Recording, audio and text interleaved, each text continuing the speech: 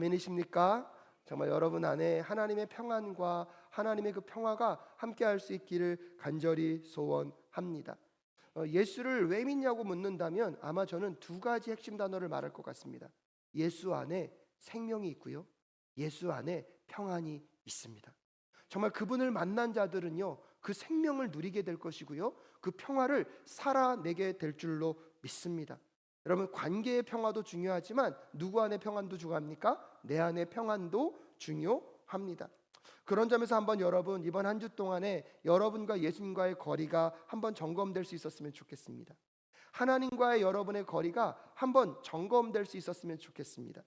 신앙의 수준은요, 결국 누구와의 거리입니까? 하나님과 나와의 거리, 예수님과 우리와의 거리일 것입니다.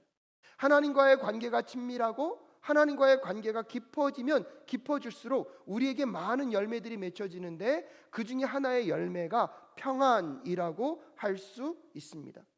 평안은요, 상황과 환경에서 얻어지는 것이 아니라 하나님의 관계 안에서 옵니다. 비록 전쟁과 기근과 여러 가지 삶의 고통의 문제가 이 세상 가운데는 제 문제로 존재하지만, 여러분, 상황이 아니라 하나님과의 관계 안에서만 찾아오는 그 평화가, 그 평안이 오늘 여러분에게도 임할 수 있기를 간절히 소원합니다. 하나님께 모든 것을 맡기고 하나님 한 분만으로 충분하다는 사실을 깨닫게 될 때에 우리는요, 흔들리는 상황 속에서도 평안을 누릴 수 있습니다. 하지만 반대로 여러분, 만약에 삶의 모든 문제들이 해결되어야지만 평안할 수 있다고 생각한다면 어쩌면 여러분, 우리는 영영 평안을 누리기 어려울 것입니다. 하지만 아까도 말씀드렸다시피 전적으로 하나님과의 관계에 뿌리를 둔 평안이 여러분에게 임하면 환경에 좌우되지 않는 그 평안으로 여러분은 살아가게 될 것입니다. 게리 토마스가요, 평안에 대해서 이렇게 표현했습니다. 하나님이 주시는 평안은 주변이 어떤 혼란에 빠져 있어도 결국 모든 것이 괜찮을 것이라는 확신에서 비롯된 초자연적인 차분함을 평안으로 게리 토마스는 표현하였습니다. 사랑하는 여러분, 평안은요, 상황이 바뀐다고 찾아오는 것이 아닙니다. 평안은 우리의 초점이 바뀔 때 찾아옵니다. 상황에서 눈을 떼어 한 분 하나님께 시선을 고정하게 될 때 그분이 주시는 그 평안이 여러분의 마음과 심령 가운데 자리하는 이 시간이 되실 수 있기를 간절히 소원합니다. 그런 점에서 오늘 시편 기자는요, 그 평안을 살아내었던 사람인 것 같습니다. 오늘 본문을 가만히 읽어보면 시편 기자는 여전히 어려운 상황 가운데 놓여 있습니다. 원수가 있고요, 그를 멸시하고 있고요, 재난과 고통이 여전히 시편 기자에게 자리하고 있습니다. 그럼에도 불구하고 오늘 시편 기자는요, 그의 시선을 누구께 떼지 않습니까? 하나님으로부터 떼지 않습니다. 무엇보다도 그 시편 기자는요, 하나님을 향한 많은 만남 가운데 오늘 본문을 통해서 일관되게 말하고 있는 하나님은 어떤 분이시다? 의로운 분이시다. 그래서 137절에 오늘 본문이 시작할 때 시편 기자가 이렇게 고백합니다. 함께 읽겠습니다. 시작. 주님은 의로우시고 주님의 판단은 올바르십니다. 아멘. 본문이 시작될 때 주님의 의로우심을 고백하고 시작하고 있다면, 이제 이 본문이 맞춰지는 마지막 144절에서도 이렇게 고백합니다. 한번 같이 읽어볼까요? 시작. 주님의 증거는 언제나 의로우시니 그것으로 나를 깨우쳐 주시고 이 몸이 활력을 얻게 해 주십시오. 아멘. 하나님의 의로우심을 앞에 고백하며 기도하는 내용으로 마무리 지고 있습니다. 끊임없는 주님을 향한 시선, 그 의로움의 하나님만을 바라보고 있는 그 시편 기자의 삶에 저는요, 평안한 삶이 상상되었습니다. 그렇다면 여러분, 이 시편 기자는요, 어떻게 어떤 상황 속에서도 하나님께만 시선을 고정할 수 있었겠습니까? 하나님이 의로우신 분이시기 때문입니다. 하나님이 의롭다는 것은요, 단순히 도덕적으로 무결하고 아무런 잘못이 없다는 의미만을 내포하고 있는 것이 아닙니다. 성경이 말하는 하나님의 의로움, 즉 하나님의 의는요, 하나님의 언약적 성품을 표현하는 것입니다. 그래서 하나님은 스스로 옳으신 분일 뿐 아니라 약속하신 것을 반드시 지키시고 공의로 다스리시며 억울한 자를 외면하지 않으실 뿐만 아니라 악을 최종적으로 심판하시는 의의 하나님, 그 하나님이 오늘 시편 기자가 고백하고 있는 의의 하나님입니다. 그렇기 때문에 오늘 시편 기자는요, 그 의로우신 하나님, 그분의 말씀 앞에 무엇을 둘 수 있는 것입니까? 소망을 둘 수 있는 것입니다. 의로운 하나님께서 끝끝내 이 모든 과정들을 거쳐내시고 하나님의 의를 이루게 될 때 그 말씀만을 붙잡고 살아간 사람들의 결론을요 이미 누구는 알고 있기 때문입니까? 시편 기자는 알고 있기 때문입니다.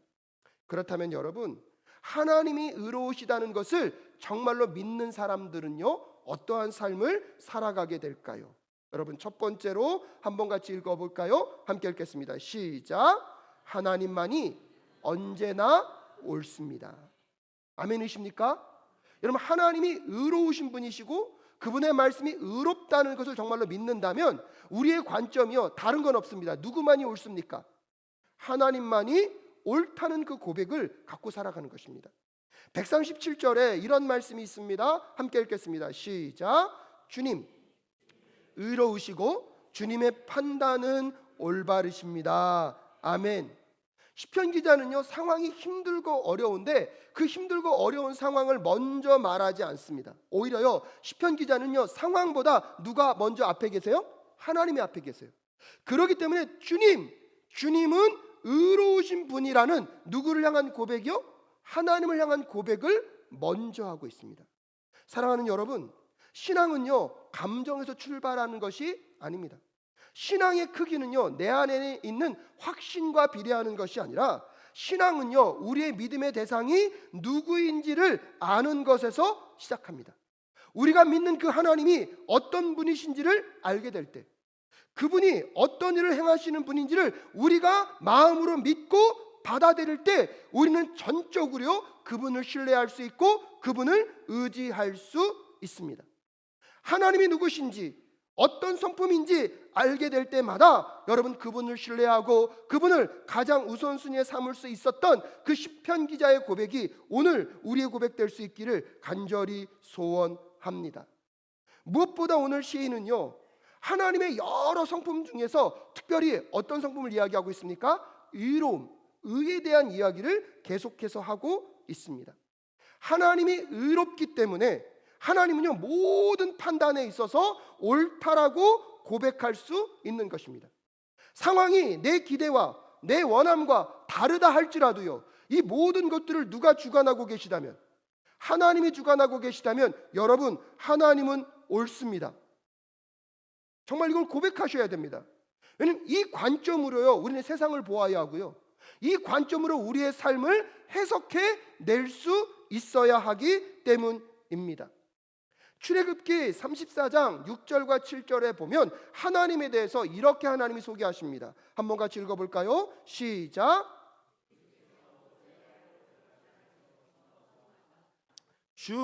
주는 자비롭고 은혜로우며 노하기를 더디하고 한결같은 사랑과 진실이 풍성한 하나님이다. 수천대에 이르기까지 한결같은 사랑을 베풀며 악과 허물과 죄를 용서하는 하나님이다. 그러나 나는 죄를 벌하지 않은 채 그냥 넘기지는 아니한다. 아버지가 죄를 지으면 본인에게뿐만 아니라 3, 4대 자손에게까지 벌을 내린다. 아멘. 하나님이 어떤 분이신지를 분명히 알려주고 있고요 그 하나님을 통하여서 이 세상을 무엇하라는 것입니까? 바라보라는 것입니다. 그렇기 때문에 여러분 하나님이 옳습니다라는 것은 상수입니다. 변화가 있습니까? 없습니까? 없어요. 그 하나님이 옳습니다. 그 하나님을 먼저 상수에 두고 여러분 우리들의 삶을 변수로 두면서 여러분 이 변하는 삶의 환경들을 상수이신 하나님이 옳다는 그 기준 안에서 하나님이 누구이시고 하나님이 어떤 분이신지를 더 마음 가운데 깊이 새기며 오늘 우리들의 삶을 바라볼 수 있는 시선이 회복되게 될 때 여러분 오늘 시편 기자의 삶이 오늘 우리의 삶이 될 줄로 믿습니다. 그렇기 때문에 시편 기자는요, 먼저 하나님은 의로우신 분임을 고백하고 그분의 판단은요 항상 옳다는 것을 전제하고 있습니다. 근데 여러분, 오늘 시편 기자는요 그 고백을 거기에만 머무는 것이 아니라 한 번 더 강조하면서 138절에 보면 하나님의 말씀에 대해서도 이렇게 고백합니다. 한번 같이 읽어볼까요? 시작. 세우신 증거는 의로우시며 참으로 진실하십니다. 아멘. 138절에서는 이제 주님께서 세우신 증거, 즉 주님의 말씀은 어떻다고요? 의롭다고. 근데 이건 여러분 너무나 당연합니다. 왜냐하면 하나님이 의로우시기 때문에 그분의 하신 말씀도 뭐하다는 거예요? 의롭다는 거예요.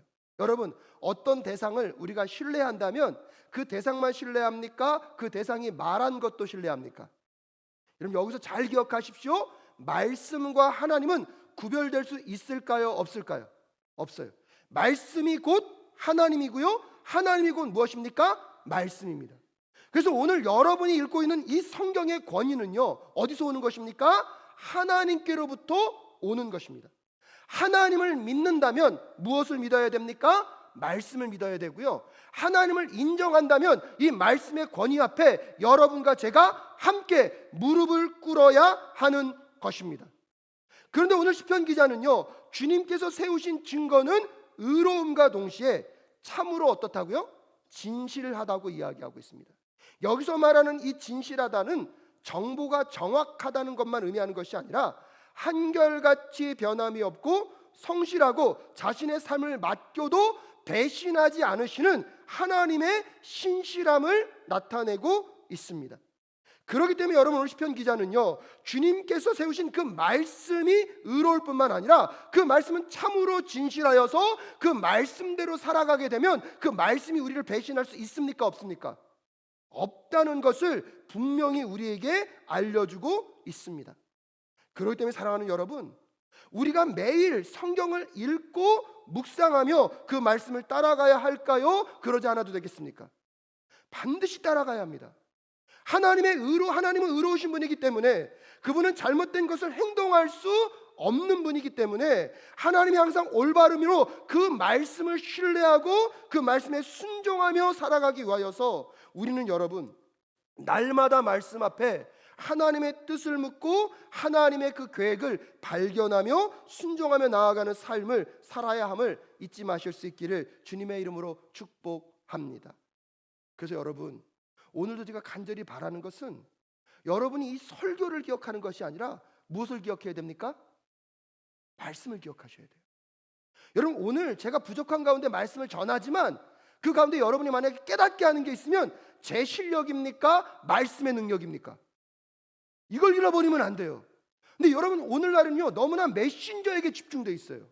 아니 여러분, 하나님은 메신저를 통해서 일하시지만 메신저가 권위가 있는 게 아니라 뭐가 권위가 있는 거예요? 말씀에. 여러분, 오늘 이 예배가 마무리되었을 때 여러분, 오늘 꼭 시편 기자의 말씀이 여러분의 말씀으로 기억될 수 있기를 간절히 소원합니다. 그래서 말씀을 여러분 듣는 것에만 머무시면 안 되고요, 그 말씀을 여러분 스스로가 끊임없이 읽고 묵상하며 살아가셔야 돼요. 말씀의 권위를 정말로 믿는다면 오늘 입술로만 아멘하는 것이 아니라 삶에서 무엇 해야 됩니까? 아멘해야 되는 거예요. 카이로스에 오셨던 손님이요 저한테 그러더라고요. 우리 교회 예배를 몇 번 들으셨나 봐요. 다른 교회 다니시는데 그 교회를 갈 수 없을 때 우리 교회 와서 예배를 드리시나 봐요. 그랬더니 저한테 그러시더라고요. 목사님, 설교할 때 힘이 좀 많이 나시겠어요? 그래서 제가 네 그랬더니요, 아니 사랑교회 성도님들은 아멘을 왜 이렇게 크게 하냐요. 자기 교회는 아멘이 없대요. 그래서 저한테 그러더라고요. 목사님, 힘이 나시겠다고. 그럼 정말 힘이 날까요, 안 날까요? 힘이 납니다. 근데 여러분, 오늘 하나님의 말씀의 권위를 우리가 정말로 믿는다면 오늘 여기서 크게 외친 그 아멘이 우리의 삶으로 반영될 수 있기를 간절히 소원합니다. 하나님의 권위에 살아있음은 여기서 외쳐지는 아멘으로 끝나는 것이 아니라 그 아멘은 그거잖아요. 주님의 말씀이 옳습니다. 주님의 말씀이 전부입니다. 주님의 말씀을 따라가겠습니다. 그 아멘을 외쳤다면 그 권위 앞에서 내 아멘이 백지수표가 되지 않도록 부도수표가 되지 않도록 여러분 함께 삶으로 살아가는 우리 모두가 될 수 있기를 간절히 소원합니다. 또한 여러분, 오늘 여러분에게 좀 묻고 싶은 게 이것입니다. 정말 우리는 그 말씀을 더 신뢰하고 있다면, 그 말씀을 따라가고 있다면 여러분 정말로 그 말씀의 권위에 영향을 받고 있습니까? 아니면 요즘 여러분 유튜브와 세상의 미디어가 너무나 많은 이야기를 우리에게 전해주고 있습니다.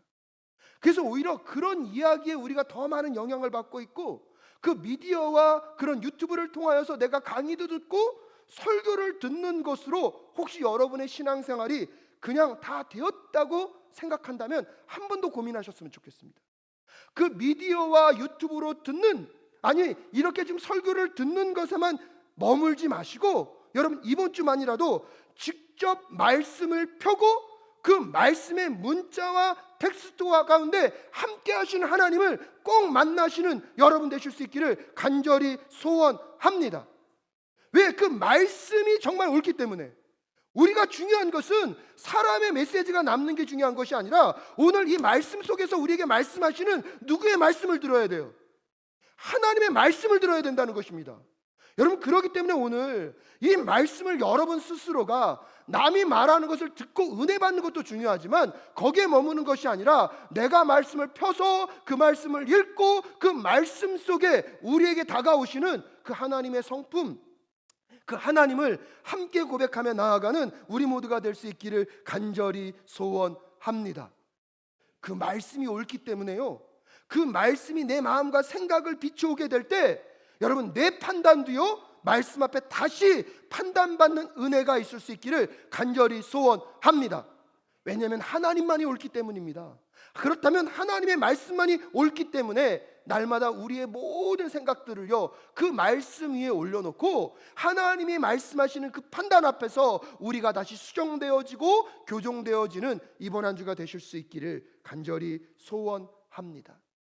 또한 이렇게 하나님이 의롭고 말씀도 항상 옳다는 것을 믿는 사람은요 이제 둘째의 삶으로 나아가게 되는데요, 우리 둘째 한번 같이 읽겠습니다. 시작.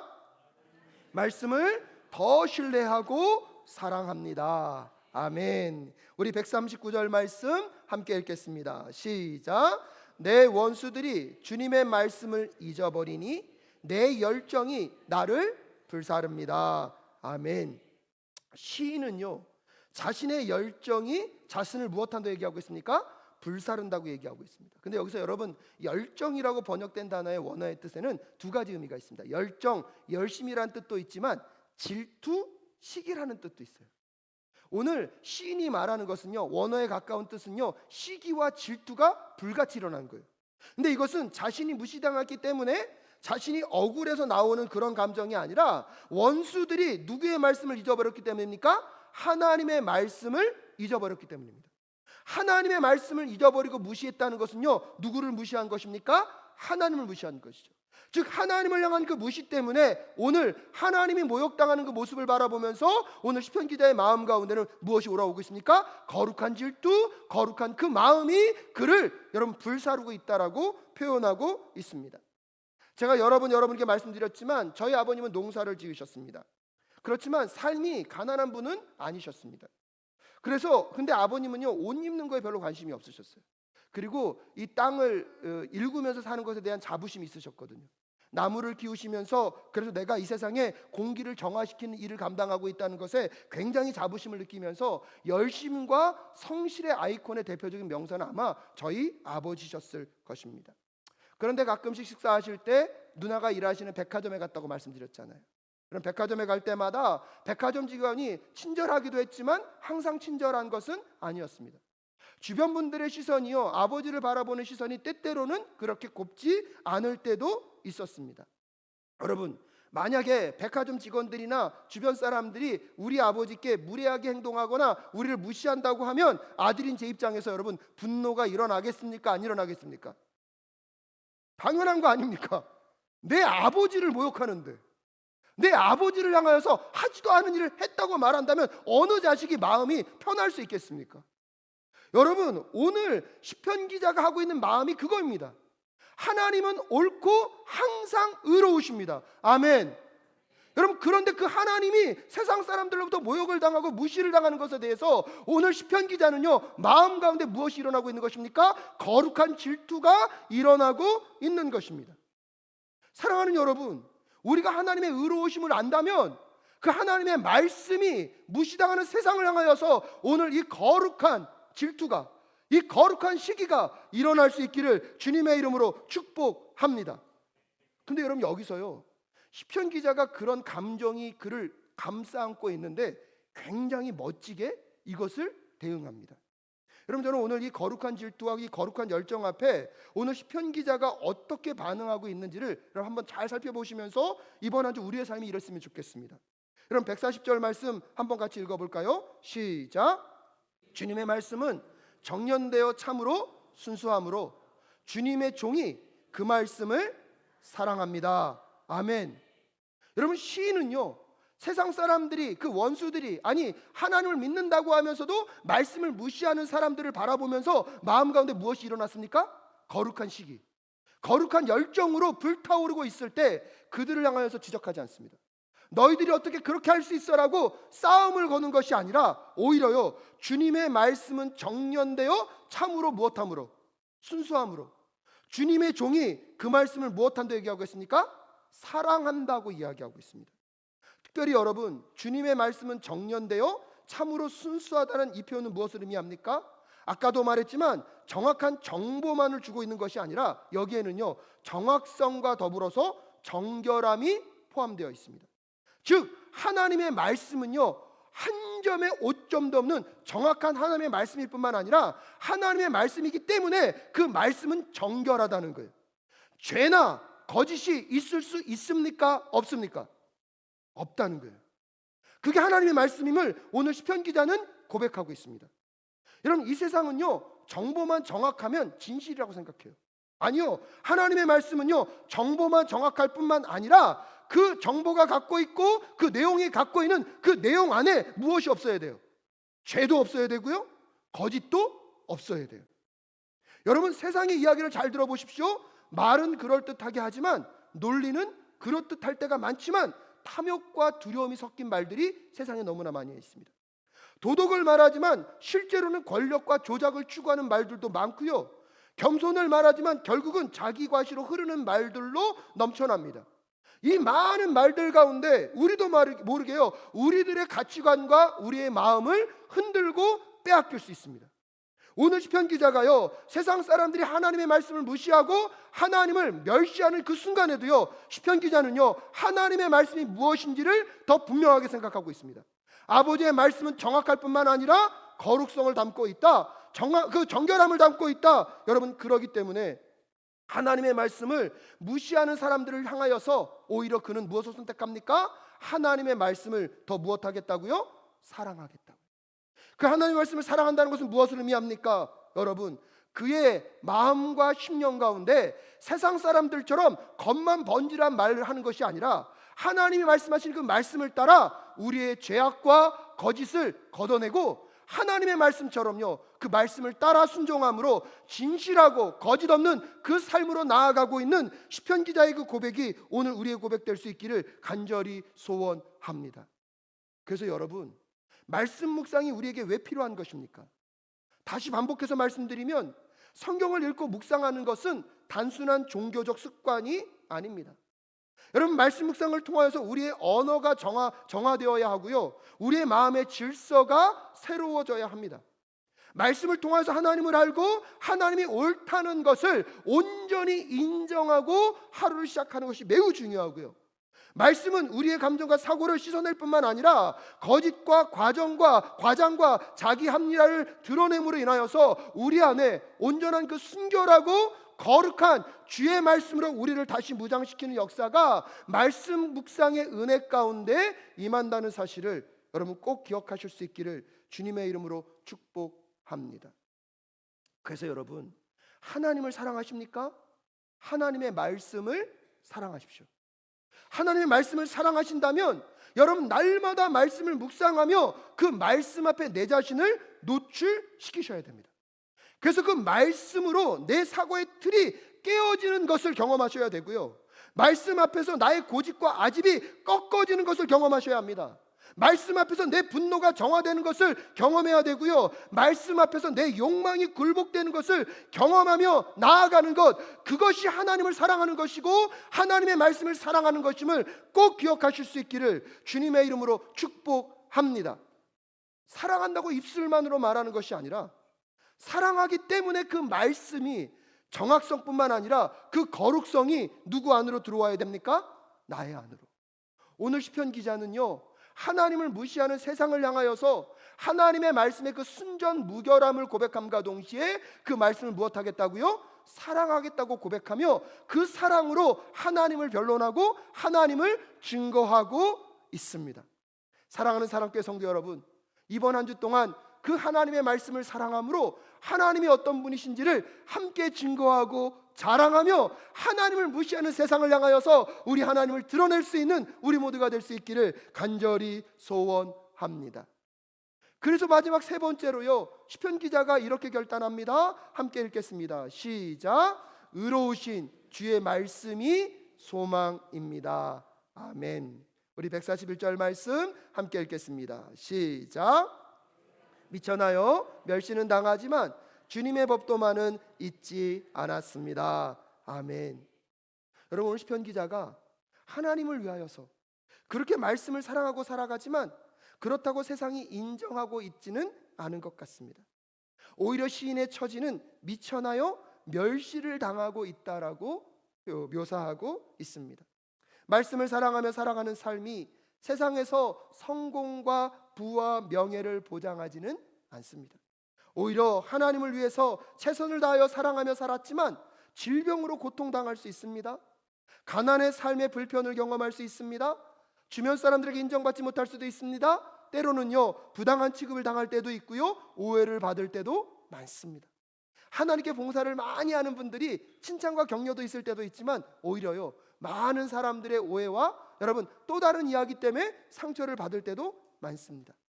근데 여러분, 우리가요, 우리의 신앙을 점검하는 중요한 질문이 여기에 있습니다. 정말 우리가 말씀을 사랑하는 이유는 무엇입니까? 이 세상에서 성공과 성취를 위한 것입니까? 아니면 하나님이시기 때문입니까? 시편 기자는 내가 미쳐나야 멸시는 당하지만 주님의 법도만은 잊지 않습니다라고 말하고 있습니다. 그것은 무엇을 의미합니까?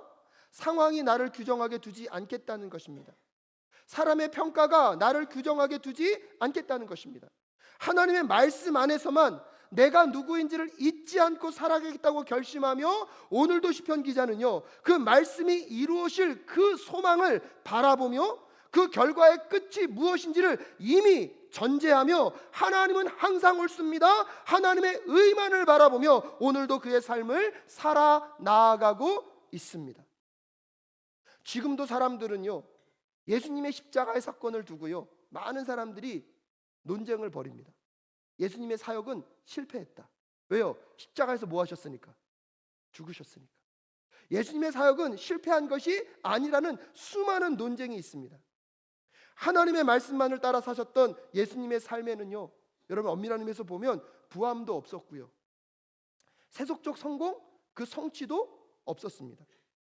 명예를 얻기보다는 오히려 수많은 매질과 침뱉음을 당하시고 모욕과 치욕을 당하셨습니다. 십자가에서 우리를 위해서 죽임을 당하시는 그 순간까지도 어떤 사람들은 당신이 메시아라면 내려와서 너를 구원해보지라고 말하면서 누구를 비아냥거립니까? 예수님을 비아냥거렸습니다. 근데 여러분, 예수님의 십자가의 죽으심은 옳았습니다. 이게 굉장히 중요합니다. 하나님의 말씀을 따라 살았던 예수님의 그 삶 모든 영역들은요, 옳았습니다. 고통과 멸시와 그 모든 과정이 있다 할지라도요, 그 십자가의 마지막은 옳았습니다. 세상이 인정하든 인정하지 않던 여러분, 우리는요, 하나님이 항상 옳습니다라고 고백하는 것은 십자가의 승리만이 옳다는 것이 아니라 십자가의 모든 과정이 옳다는 것을 받아들이는 믿음이 우리에게 있어야 할 줄로 믿습니다. 말씀대로 사는 과정 가운데 세상의 성공과 성취, 사람들의 인정과 사람들의 여러분 칭찬이 없다 할지라도 우리가 예수를 닮아가고 예수를 따라가야 하는 것은 그 말씀이 그렇게 말씀하고 있고요, 그 말씀이 옳기 때문입니다. 그리고 그 과정 가운데 세상이 뭐라 한다 할지라도요, 내 삶의 모든 것들은요 누구 안에서 규정될 수 있음을요, 하나님과 말씀 안에서 규정될 수 있음을 잊지 않고 살아가는 우리 모두가 될 수 있기를 간절히 소원합니다. 그래서 142절에 시편 기자가 이렇게 고백합니다. 함께 읽겠습니다. 시작. 주님의 의는 영원하고 주님의 법은 진실합니다. 아멘. 하나님의 의가 영원하다는 것, 여러분 그 영원성 안에는요 시간과 공간과 모든 것을 초월하여서 반드시 궁극적인 하나님의 의가 승리할 것임을 우리에게 알려주고 있습니다. 그렇기 때문에 지금 잠깐의 유익과 쾌락을 위해서 우리는 말씀 앞에서 타협할 수 없습니다. 오히려 한 걸음 더 나아가서 143절에 이렇게 고백합니다. 함께 읽겠습니다. 시작. 고통이 내게 닥쳐도 주님의 계명은 내 기쁨입니다. 여러분 아멘이십니까? 정말 저는 간절히 바라고 원하는 것은 여러분이 이 정도 수준까지 갈 수 있었으면 좋겠어요. 여러분 오늘 시편 119편 강해를 계속 해오면서 이제 시편 기자가 점점 그의 삶 속의 말씀이요 문자가 아니라요 살아있는 그의 삶의 영역이 되고 있어요. 오늘 시편 기자는 말씀과 함께 살아내면서 그 모든 고난과 고통 속에 이제는요 오히려요 고통과 고난을 묵상하는 것이 아니라 그 고통과 고난 속에서도 무엇이 있기에, 하나님의 말씀이 있기에 그 말씀이 무엇이 되고 있습니까? 계명이 되고 있습니다. 여러분 더 이상 시편 기자에게는요 1절과 3절이 그냥 죽어있는 문자가 아님을 다시 한번 기억하게 됩니다. 시편 1편 1절부터 3절 한번 같이 읽어볼까요? 함께 읽겠습니다. 시작. 복 있는 사람은 악인의 길을 따르지 아니하며 죄인의 길에 서지 아니하며 오만한 자의 자리에 앉지 아니하며 오로지 주님의 율법을 즐거워하며 밤낮으로 율법을 묵상하는 사람이다. 그는 시냇가에 심은 나무가 철 따라 열매를 맺으며 그 잎이 시들지 아니함 같으니 하는 일마다 잘 될 것이다. 아멘. 여러분 이거 모르시는 분 계십니까? 아마 신앙생활 오래 하신 분들에게는 이 시편 1편은요 너무나 익숙할 거예요. 근데 여러분 제가 오늘 도전하고 싶은 그것입니다. 익숙한데 누리고 경험하고 계십니까? 그 말씀이 익숙한데 그 말씀이 정말 생명력 있게 여러분의 삶을 끌고 가고 있습니까? 복이 있는 삶은 고난이 전혀 없는 삶이 아닙니다. 복이 있는 사람은 고난 속에서도 잎이 마르지 않는 사람이고요, 여러분 그 사람들은 시냇가에 심은 나무처럼 생명의 공급을 계속 받고 있기 때문에 복된 삶인 것입니다. 고난이 사라졌기 때문에 기쁜 게 아니라 고난 속에서도 더 깊은 생명 수액을 무엇을 통하여서요? 말씀을 통하여서 공급받을 수 있기 때문에 오늘 시편 기자가 고난과 고통이 있지만 무엇이 나의 기쁨이라고요? 말씀이 나의 기쁨이라고 고백할 수 있는 여러분 그 맛을 꼭 맛보실 수 있기를 주님의 이름으로 축복합니다. 상황이 바뀌는 게 문제가 아니라고요. 어떤 상황 속에서도요 내가 무엇만 갖고 있을 수 있다면, 말씀만 갖고 있을 수 있다면 그 말씀 속에서 그 생명수를 길어 올리며 여러분 어떠한 상황 속에서도 기쁨을 이야기하고 있는 이 시편 기자의 그 놀라운 은혜가 여러분에게 함께하는 이 한 주 되실 수 있기를 간절히 소원합니다. 왜냐하면 말씀은 항상 옳기 때문입니다. 말씀은 그 의로움의 생명력으로 하나님의 그 진리의 말씀으로 반드시 우리를 승리케 할 수 있기 때문입니다. 그러기에 마지막 시편 기자가 이제 이렇게 기도합니다. 한번 같이 읽어볼까요? 시작. 주님의 증거는 언제나 의로우시니 그것으로 나를 깨우쳐 주시고 이 몸이 활력을 얻게 해 주십시오. 아멘. 여러분 오늘 시편 기자의 기도를 가만히 보십시오. 상황을 바꾸어 달라는 기도가 없습니다. 상황은 여전히 있다고 정직하게 고백합니다. 하지만 시편 기자는 끊임없이 주님께 나아가 주님의 증거는 언제나 의로우시니 그것으로 나를 어떻게 해달라고요? 깨우쳐 달라고요. 여러분 오늘 여러분의 삶의 문제는 상황이 흔들리고 있기 때문이 아닐 수도 있습니다. 상황은 흔들린다 할지라도요, 그 속에서 말씀이 여러분의 영혼을 깨닫게만 하신다면, 여러분의 영혼을 깨우시기만 한다면, 여러분이 눈이 열리고 여러분의 귀가 열리고 여러분의 입이 그 말씀 속에서 터질 수만 있다면, 어떠한 상황 속에서도 여러분 그 상황을 딛고 일어설 수 있는 믿음의 사람, 평안의 사람, 하나님의 말씀 위에서 반드시 하나님이 세우실 것을 저는 확신합니다. 사랑하는 여러분, 말씀이 의롭다는 것을 말씀이신 하나님이 이 땅 가운데 오셔서 예수 그리스도의 삶으로 이미 증명하셨습니다. 말씀이 육신이 되어 이 땅에 오셔서 십자가의 죽으심으로 그분이 이루시고 성취하신 그 모든 것들을 여러분 한번 묵상해 보십시오. 말씀이 이루신, 말씀이 육신이 되어 이 땅 가운데 오신 그 모든 일들을 한번 여러분 묵상해 보십시오. 십자가의 죽임을 당하셨지만 죽음에 머물지 않으시고 그분은 부활하셨습니다. 할렐루야. 부활은 하나님의 말씀이 헛되지 않는다는 것을 궁극적으로 우리에게 알려주고 있습니다. 하나님의 의는요, 무너지지 않습니다. 어떠한 상황에서도 의로우신 주님의 그 영원하신 말씀의 능력을 다시 마음 가운데 품고 세상으로 나아가며, 의로우신 주님의 말씀만이 우리의 소망 삼고 그 말씀 안에서 기쁨을 누려가시는 우리 사랑교회 모든 성도님들 되실 수 있기를 주님의 이름으로 축복합니다.